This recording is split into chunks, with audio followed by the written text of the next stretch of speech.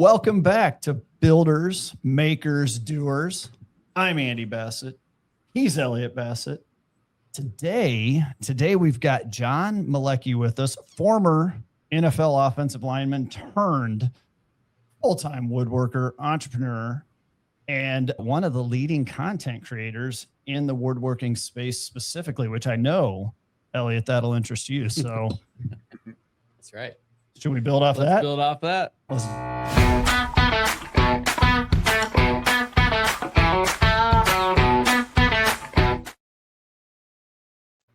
John, welcome to Builders, Makers, Doers, man. I'm excited for this one. Yeah, appreciate you guys having me. Thank you very much. Looking forward to it as well.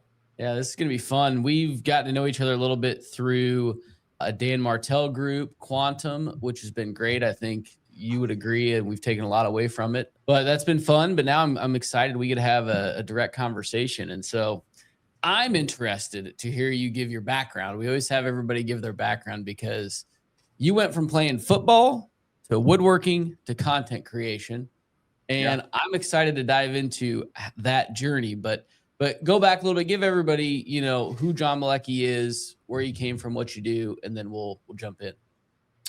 Yeah, the 2 minute. So I grew up here in Pittsburgh, Pennsylvania, was obviously very into playing sports and football being one of those as a kid. I was blessed to be able to go play at the University of Pittsburgh on a full scholarship where I played defense, went there to play defense for 2 years, ended up playing offense, took my skills to the NFL as an undrafted free agent in 2010, bounced around there for 3 or 4 years, played for 5 different teams, mostly the Steelers, went through 13 different transactions and cuts and whatnot, up and down all around. It was quite a roller coaster ride in that endeavor. But growing up here in Pittsburgh and growing up in more of a blue collar kind of city, my dad worked construction till he got into being a custodian, and my uncle is a sheet metal worker. My grandfather was pouring concrete straight off the boat from Italy. And so getting your hands dirty and building shit was in my blood. And I was quite large and quite free. So I was always giving them a hand when I was growing up. Found when I was on my NFL journey that I got the Chip and Joanna Gaines bug. So I wanted to get into remodeling and flipping houses and kind of getting my hands dirty at some point. And when it all came to an end there, that's kind of just what I dove into. I started just building stuff and helping a buddy of mine build some furniture for his house. I picked up woodworking as a hobby in my last year in the NFL and started putting it online. People started asking me to make it for them. So I kind of started pursuing a little business, building and selling furniture and making shit out of wood and doing remodeling work and basic contracting work. And that turned into making content to get clients and to get customers. And it's been 13 years of doing that. I primarily jumped onto YouTube in about 2017, 2016, somewhere around there. Went completely committed to being a creator in 2018, 19-ish. And YouTube and the byproducts of being a content creator first have been the primary focus of the business since then. We've launched a safety glasses company. We've got multiple channels and millions of followers. We're super blessed there. Podcasts, all kinds of fun stuff happening in the content space too. So that's the 2 minutes. I think that's a great overview because you've made several transitions at this point in your career already. Mm-hmm. But I'd be curious, go back to, you get out of the NFL, because I remember I've seen your content for quite a while, and you were doing, like you said, actual, woodworking, and you had a woodworking shop and you were building tables and all the things. And so number one, I'd be curious, talk through your thought process there. So we always like to get into people starting their business, and that can be scary sometimes, that can be challenging. Go back to that first, and then I'm curious to get your perspective on the content side of it and how that played a factor. But walk through that. So yes, so going back to the early days, like the landscape of the world was completely different at the time, and Instagram was brand new, YouTube was brand new, Facebook was kind of like the majority player in the world as in regards to content. And I realized like early on that I was 23 or 24 years old. I had zero experience in the real world. I had zero real job experience. I'd played football my entire life. That's all I ever wanted to do. That's all I ever cared about. I got a business degree because I was supposed to, and I've always liked the business. And I get cut for the last time, and I really don't know where to go in life. And so I had to kind of fall back onto what I did know how to do, and that was kind of just like get my hands dirty and get to work. I never had a real job. I grew up like cutting grass or mulching, roofing, building block walls, like doing all kinds of like manual labor to earn a buck. So I kind of defaulted to that. And like I said, Chip and Joanna Gaines bug. I helped, my family and stuff growing up enough to know how to be dangerous, not really skilled. And so I didn't want someone else controlling my destiny like the Steelers did the last time they cut me. And I thought that entrepreneurship and owning my own business would be a good avenue for that. My mom owned a hair salon and was an entrepreneur. And like I said, I was always kind of like hustling to make a buck when I was young. So getting started, I was basically just trying to develop not only the skills to get paid to do something or service or product for others, but as also developing the skills to grow business. Weirdly enough, getting a marketing degree in 2010 or whenever the hell I graduated had zero application to actually running. Funny.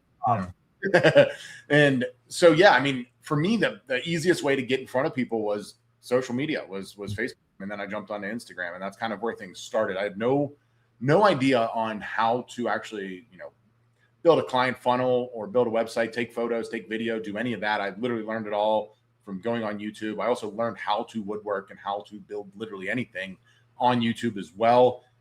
Just tremendous amount of learning and then getting reps in those early days. It was a lot of beer, a lot of I love it. dude, like bro time, testing and experimenting. I was fortunate. Like I said, I had a buddy who had a house who needed furniture. So he would buy the materials and we would just try to build shit for it.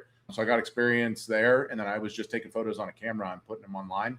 A lot of people, if you hear my story, like to go and claim that I made a shit ton of money playing in the NFL and I was able to invest in myself. That was not the case. I was a journeyman. I was quite broke.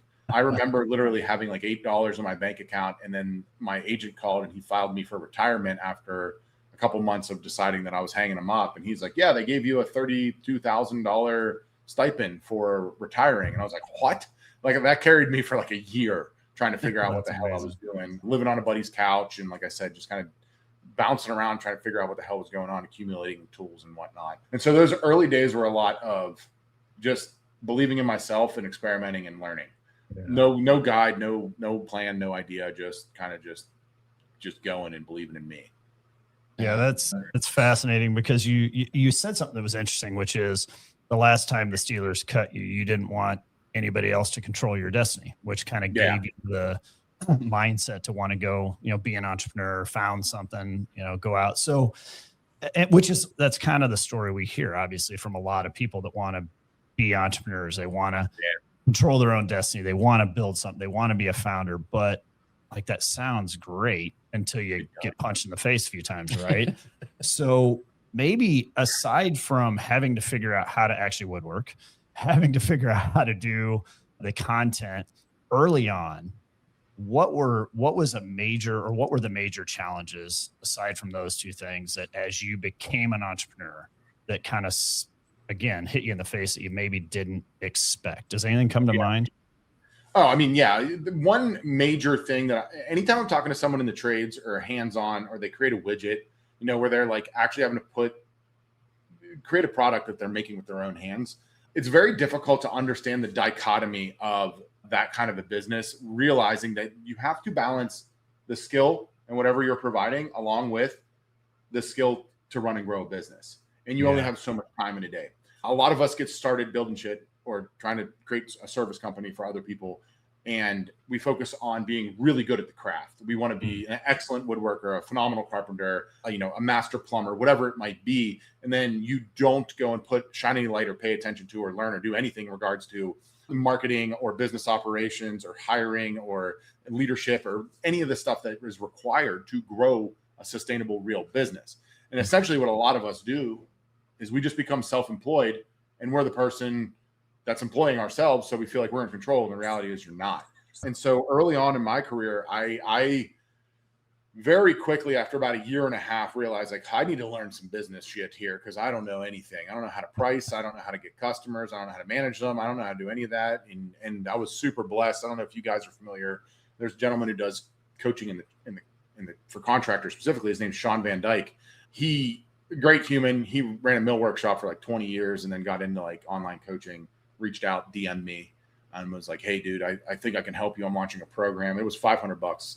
I had like $511 in my bank account. And I knew that all my success in my life had come from hiring or being coached as far as like my athletic career, right? Mm-hmm. Athletes at a high level, no matter how good you are, you could be Tom Brady or you could be me as a peon and journeyman, right? You have a coach. And I just knew that I needed that information. And when you're willing to pay for it, you can get it a lot faster. And so to go back, Andy, and answer your question there, it's like, one is learning how to run a business while you're trying to learn the craft and become really good at it. And then two, having the wherewithal to realize that you are going to take a considerably longer period of time to get to where you're trying to go if you don't go find someone who's already done it first. Yeah, I think that's a huge key takeaway for folks right there, is that you realize, and you made literally about 100% of your cash investment, it sounds like at the time, in bringing that person. But that's something people have to sell. I love what you said, is there's a difference, I guess, between, having your own business and running a business versus, I think you phrased it, just working for yourself. And then you end up being kind of the victim of your own, you feel like you're not answering to the Pittsburgh Steelers or somebody else that's controlling your destiny, but really you haven't escaped anything other than you're just kind of stuck in that whirlwind yourself. And so I think what you said should resonate with a lot of listeners is, find somebody, a coach, an advisor, a leader, somebody else that can kind of help you see through the things and get you off the ground. So that was just to put a cap on that too. Like, one of the beautiful things now that was brand new then was community online, like specifically Instagram at the time. It was like, I wanted to get into woodworking, and there was an awesome community of people who were doing that online that I was able to, make some friends and learn from others. And it was, whether it was business or the craft itself. So, this podcast or literally any resource that you can find, whether it's free or paid for, go find them, go get into those. You're going to learn so much faster being on a ship full of people who are on the same journey as you are, instead of just doing it all on your own because you think you need to that way. Yeah, I couldn't agree with that more. And I think as I mentioned when we first started, the Dan Martell connection, obviously, we've invested quite a bit in his groups. And I mean, I've taken away so much. Again, it's a guy that is levels above, where we're at. And you can steal some of that knowledge. You can take away from his experiences, and you're always going to make mistakes in business, and they're only a failure if you don't learn from them. But if I can learn from his mistakes, that's even better. Right. And I think accelerate where we're going. Yeah. And I think for me, I always reflect back onto my football journey. Right. And when I'm trying to paint this picture for my team, I equate it to watching game film. And no matter what level of football you're at, high school, college, NFL, like, you're watching a previous team on film play the team you're about to play that week. And then if a team runs a bad play and they get demolished and it doesn't work, you have that knowledge to now not do what they did wrong. Yeah. And that's what learning is in any sort of facet, no matter if you're in the trades or you're like a tech entrepreneur. If you decide, like you said, Elliot, to put that into practice and not just to like hold on to information. If you take action on it and you're willing to actually apply the learnings and you don't quit, you can get better every rep. So I love that. That's brilliant that you said that. Well, it's interesting. Well, sorry, but it's interesting what you said a little bit ago too about communities and forums and what's been created as a result of people like yourself creating content or these online communities. There's teams available literally to anybody, right? So to suggest you should ever feel like you're on an island, I think is kind of an excuse at this point, because you can go out and you can find long form podcasts, you can find, communities, you can find people that are navigating the same things, and you can learn and learn from their mistakes, learn from their successes. So to suggest as an entrepreneur founding something that you're on an island at this point is probably not. Dude, and I cannot express enough how disheartening it is to hear from another entrepreneur or business owner, and they just think that all of their problems are inherently only their problems. And you're like, bro, I get it. You think you're the most unique, specialized, only person in the entire world facing what you're facing, but it's not true at all. Like, you're 100% false. If you could just get out of that mindset and shift how you're thinking about it, you can go find exactly what you were saying, Ann. You can find an incredible community. You can get elevated together. You can just grow so much faster. But you have to make that shift. And I think that's really hard when you're in a hands-on kind of business, when you're in a trade or you're making shit, right?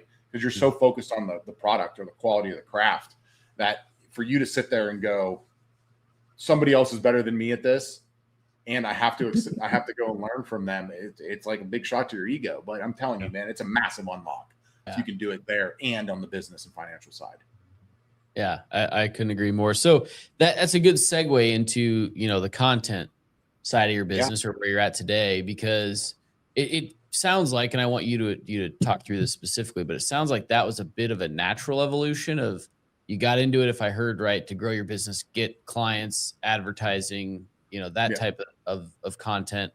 And then that's led you into being a creator today. Talk through that journey a little bit. And specifically though, I'd like you to hit on your perspective around content being not only educational, a lot of your videos have been how-tos and how do you do this? How do you do that? What's the difference with this thing? Obviously you're doing some fun and just entertaining content as well. But how does that grow your business, get customers, but also just build your brand and do that at the same time, if that makes sense? Yeah. So, I mean, content's one of those things that 10 years ago or 12 years ago when I was getting started had this sort of like extra burden added to it. It didn't have as much direct correlation to the success of your business. It was like its own kind of world where people were making money on YouTube and they were working with brands and doing this influencer thing. And you could see a lot of success in it. And I'm a person that mimics success. Like I just go back to sports. Like I would walk in the room, and the easiest way I found to become the best player in the room was to go to the best player in the room and learn from them. Right. So if I wanted to, when I decided like I want to make content, I would just go make friends with other content creators or watch their content, dissect it, try and reiterate it in my voice and learn from my stuff and what's working and what's not, blah, blah, blah. And so when you look at the economy now, everyone can benefit from creating content. I don't give a shit what you do, just because the barrier to entry is almost gone, right? You can pull out your phone and go make YouTube videos. And back in the day, you had to go buy all this camera equipment and learn all this crap. And then two, on top of it, it's decreased the sales cycle or the trust cycle for a customer acquisition by creating an outlet for people to be seen and heard in their own voice. And so when it came to my strategy, I realized like kind of early on that people don't buy my shit, they buy John. And they want like, and I guarantee that you guys are both very well versed in having customer forward conversations, whether they're in the sales side or they're just in like the service or whatever. And you realize they probably want to talk to maybe you specifically on your team compared to maybe somebody else or whatever. From time to time, you find those people.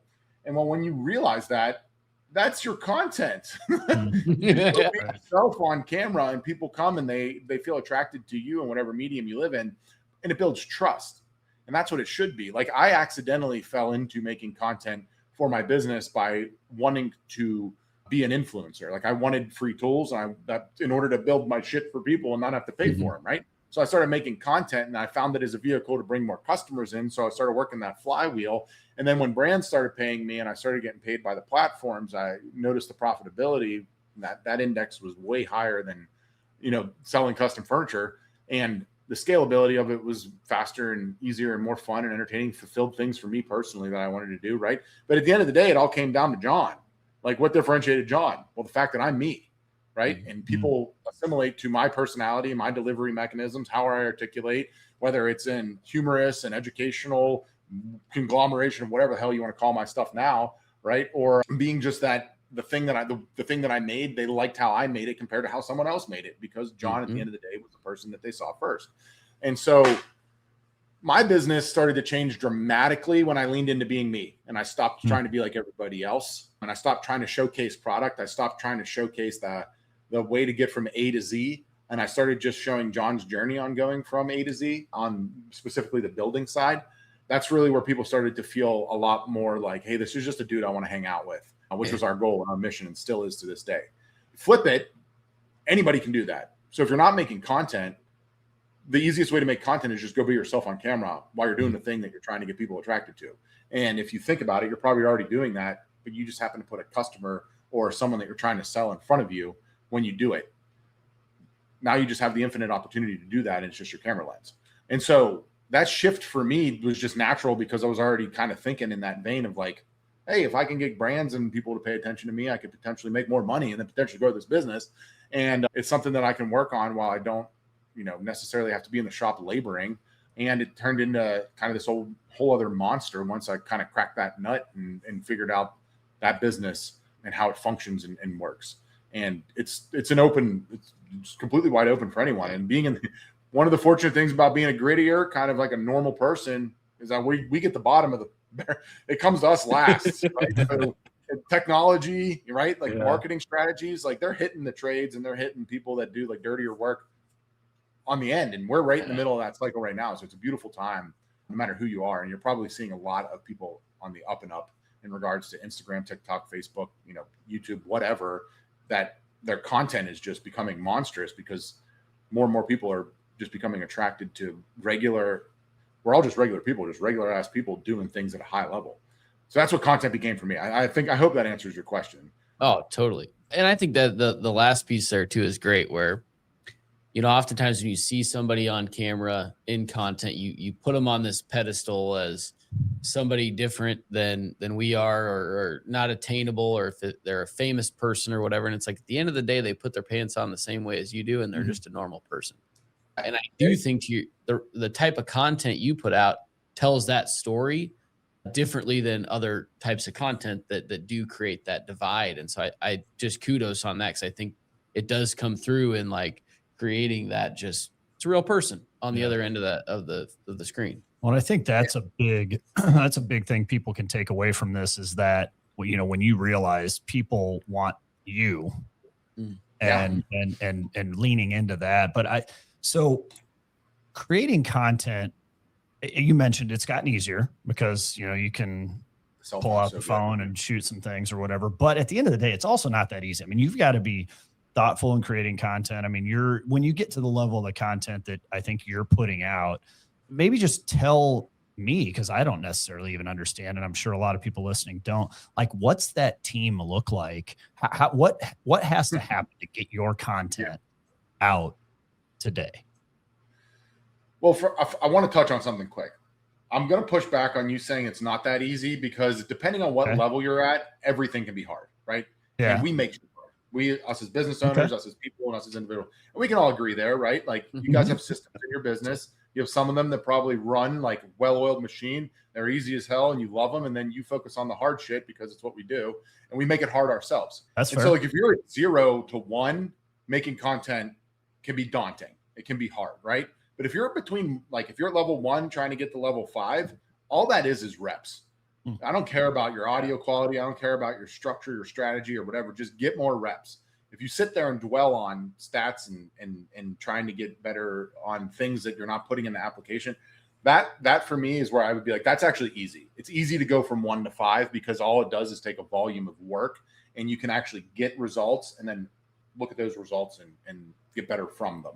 Okay. See, I'm glad I asked the question, because there's good insight right there. But when you want to go pro and you want to like play at the level we play at, that's where things it becomes a real business. Right. And so you have to understand cash flow. You have to understand revenue models. You have to understand where your opportunities lie.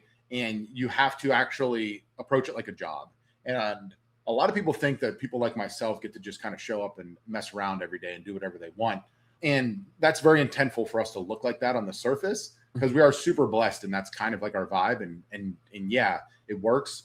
But it didn't start there. Right. It starts with hundreds of hours in analysis in regards to what's working and what's not, but that comes from getting hundreds of reps in order to analyze something. It comes from studying and systematizing and building in processes to actually create content so that you can do it at volume. If you have no plan on how to build a house or build a structure, and you just go and start, you're probably holding a lot of knowledge in your head, and you guys could probably both be super dangerous, right?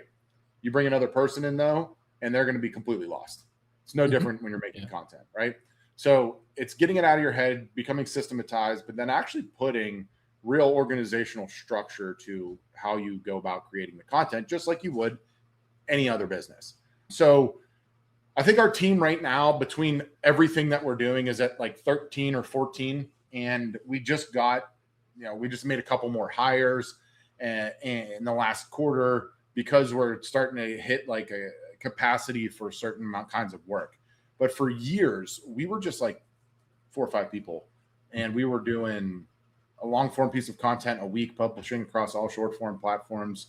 That was like a secondary objective. It was me, another character on film, someone filming and someone editing, and then a guy that was on the website. And we were stretched. Like I took a jet set with Dan Martell, you brought him up, and I was sitting there and, I gave my revenue number. And then I was like, we have a team of 5. And then the woman across from me had the same revenue with a team of 19.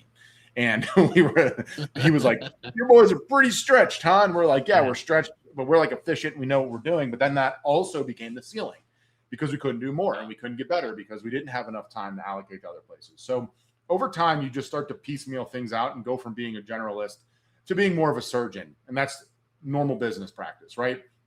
If you're the designer and you're the salesperson and you're the, person that's handling CRM and client and stuff, it's no different than being the guy who's coming up with the idea, the talent on camera, the editor, the thumbnail designer, blah, blah, blah. So we just started hiring parts of that out as we got larger and started to see revenue coming in, and I could buy my time back and put it into other places that were more valuable. So now we have a head of media, 2 producers, 1 lead editor, 2 associate editors, a graphic designer, a head of e-com, 2 guys that work full-time in the workshop. I got another guy that's on camera with me, my assistant. We just brought on a fractional CFO. We have someone handles sponsorships and legal and all that. And I think that about covers it. And that doesn't include any of like the subs or any people that we like handle certain other things with too, right? So, but like it's just a matter of how you want to play the game. I know guys that are doing just as many views as us that are running teams that are half as lean. I know people that are doing just as much as us and they're running teams twice the size. But I tend to push and I tend to stretch and I try to, get to a certain point where volume then becomes quality and you can come back on the volume. And that's kind of where we live now. We used to publish weekly. Now we publish bi-weekly, and 1 build a month used to be 4 builds a month. And Got it.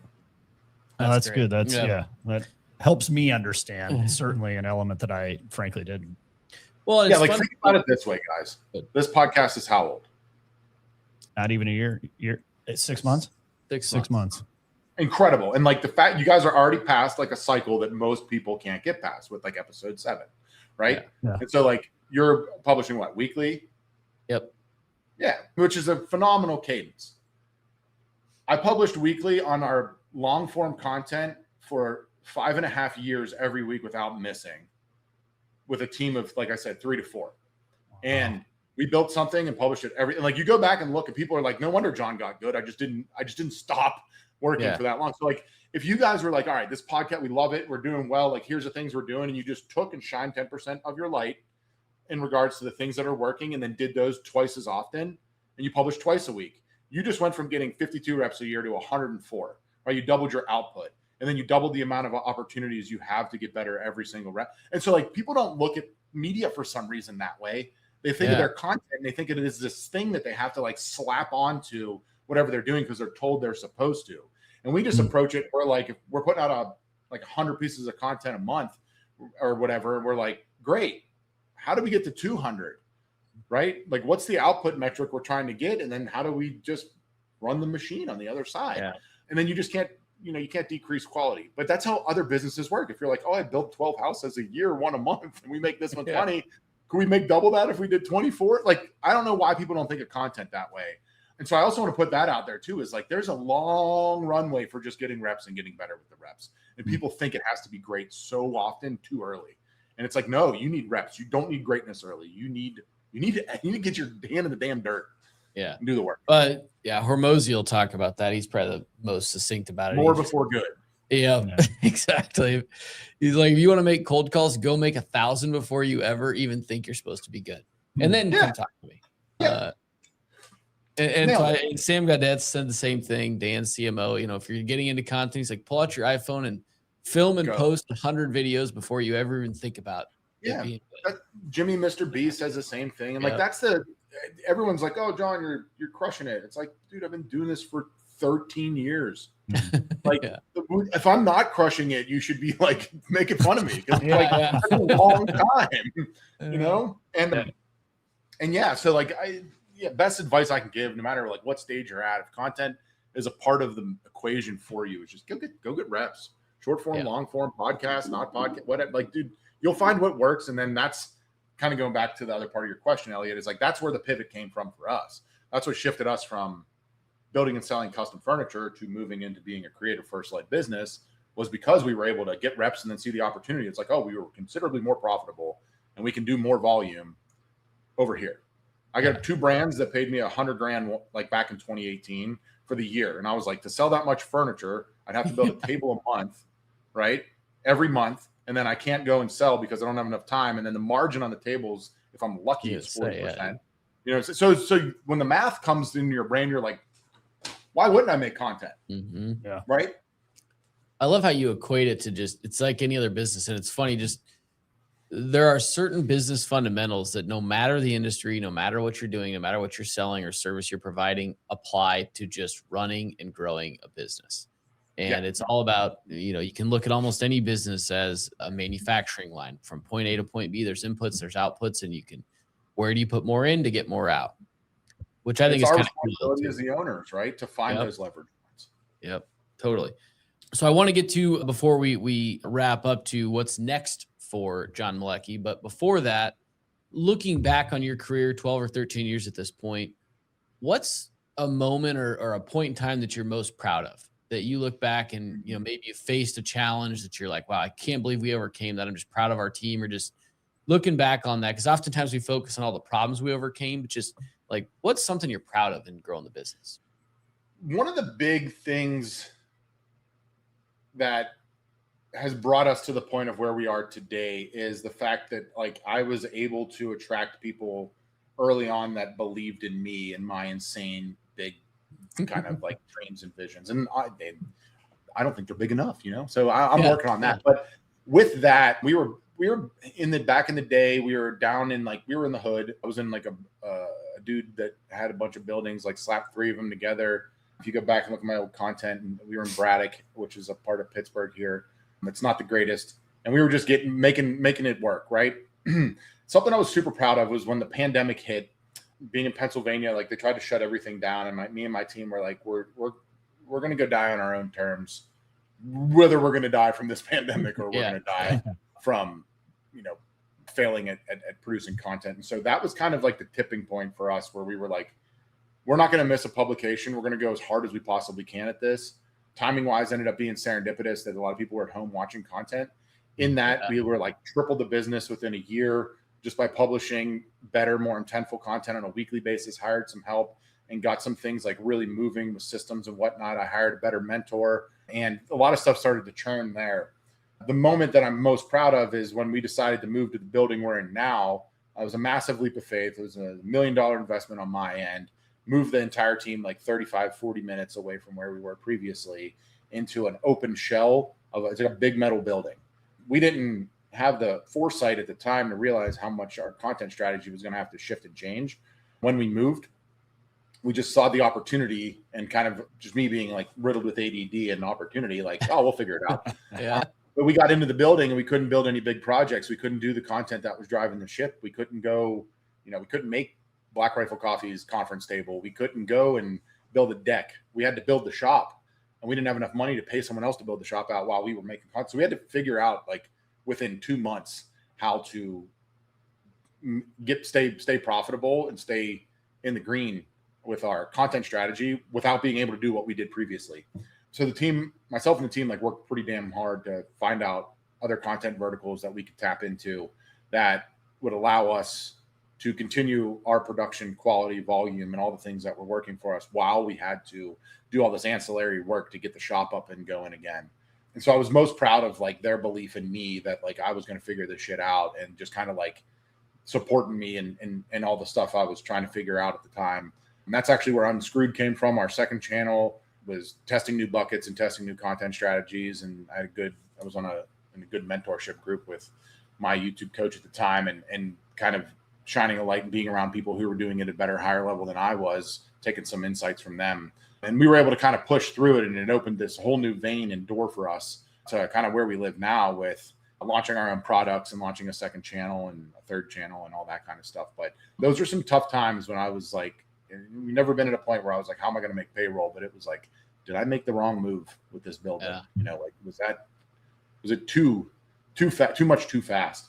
And ironically, nobody except one guy is still on the team from those days. It was a slugfest, and I'm still friends with most of them, but like that was a Sam Green, Jordan Hyder days. Yeah. And they're all both on to bigger and better things. But those were some tough times.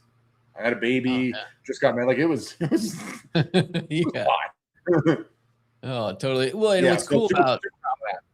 And yeah, you should be. And what's cool about that, in my opinion, is I remember watching those videos when you guys moved into that building and like what you guys were having to build out the infrastructure and, you know, all that stuff. I just think it's cool to think back that that's what content can do. Like, you know, I remember that from 3 or 4 years ago, as you were describing, I'm like, oh yeah, I remember watching those videos. And like, you do kind of feel like, you know, the people and can relate to them. And so that's super awesome. I'm glad you highlighted that. But so now just talk a little bit about what's next. Where are you guys going? You talk about the big vision. What's that look like for you? And so, I mean, a lot of what ends up happening as you continue to go down the path that I'm in is like, you just have to find more opportunities for leverage. And one of the things for us is like, how do we still facilitate a 10-year-old YouTube channel with the Builds channel while Unscrewed has as much momentum as it has, with me being the centralized focus or the linchpin in both of those channels. So we're navigating those waters, you know, whether it's increase in production or increase in volume or both or whatever. We've hired some more people to help kind of support the things that need done on the back end to do that. But something I'm super excited about is like, in all of this, I found that I'm having a lot more conversations with people like yourselves who are like, dude, how do I crack the nut on content? How do I like win with YouTube or win with content first in my business? And so last year I launched a coaching and mentorship community. That was kind of like, Dan pushed me to do it. Martell was like, you should do this. He did. And that's been very interesting for me because it's just like learning a whole new business and a business model. You would think that like it would just be a layup, but when you attract an audience of individuals who are like yourselves in the trades and who are or just like tool and build curious people, like getting into running your own YouTube and content business is not something I can just go sell to them, unlike safety glasses, right? So we launched that a year ago, and we're launching a YouTube channel coincide with it and throwing some gasoline and resources behind that fire here in the next month, which has me super excited because I absolutely love having conversations like this and helping others to go chase their dreams and build their dreams using content like I have. So that's the next phase for that aspect of the business, as well as like Shop Shades has really started to like take off into its own thing with the safety glasses and the physical product side of the business. And that has a lot of scale and a super high ceiling. And we're just having such a cool, fun impact. I don't know if you guys have any of them yet, but if you don't, we'll get you guys hooked up. But, you know, I'm just on a mission to put 1 million pairs of safety glasses on as many people as I can to show them that you can protect your eyeballs, look good, and feel good while doing it. And that's also a ton of fun. So it's a lot more for me, like business leverage side of things, while we continue to still have a blast making cool, fun content and inspiring millions of people to get their hands dirty and play with tools and make stuff. Yeah, I love it. That, well, and the shades are good looking, by the way. I saw the old Will Compton unbox. That's good. Yeah. Our head of the e-commerce side is a huge Bussin' with the Boys fan, and he made contact with some people on their production team. I haven't got to meet Will yet, but I feel like we'd hit it off pretty well. Yeah. So that was actually really cool. I didn't even know it was happening. It was just like, hey, check your Instagram. I'm like, my Instagram. That's pretty cool. Like co-published. So you hit a weird point when you get to a certain scale. You're checking your own stuff to see what other people are doing inside your business, and you're like, whoa, this is wild. That's awesome. But, that's pretty cool. Well, this was fascinating to say the least. Yeah, this is a blast, man. I appreciate your time and coming on. And, you know, we're the same way. We like to have these conversations because we want to spread the word about trades businesses, what goes into it, you know, try to demystify the building a business, the business owner. And really, you know, we're all coming in here and trying to figure it out every day. And we don't have any sort of a silver bullet or magic equation. It's just we come in and we learn and we try things and we pivot. And, you know, I think the ones that are successful are sometimes the ones dumb enough not to quit. So, Dude, I say to my team all the time, you can't lose if you don't quit, right? That's right. And you guys are 100% like at the tip of the spear. We're all just normal ass dudes at some point decided to just believe in ourselves a little bit more than we believed in somebody else taking care of us. And that just hasn't changed. Yeah, I love it. Like exactly. you wake up tomorrow, you're like, I'm going to win because I believe in myself, you know? Yeah, it's fun. I love it. It's Well, awesome. that's, I think, the key a lot of people can take away right there is believe in yourself. Don't quit. Yeah. Good things happen. I love it. Awesome. For Well, sure. it's been fun. Really enjoyed it. Watching your stuff's been really cool. Hopefully everybody will watches this. They'll continue to check it out. Go check out John and their team on. We'll Walk have through all the channels real quick. Yeah, we'll put them all on there. But Yeah. where can they find If you you want guys? to see some build stuff, you can plug my name in anywhere. But if you want to see the build stuff, you're going to go on YouTube. It's John Malecki Builds. You want to see me buying, selling, messing around with tools and other stuff. That's our second channel. It's John Malecki Unscrewed. If you're interested in like growing a business using content, that's the Creator Playbook. You can look us up there, and then just my name on any social platform. You know, shoot a DM or a message. Someone will answer, and would love to connect. This has been a blessing and awesome conversation, guys. I'm truly grateful for the opportunity. So thank you. Awesome. Absolutely. Appreciate you, man. Love it. Thank you. You're welcome.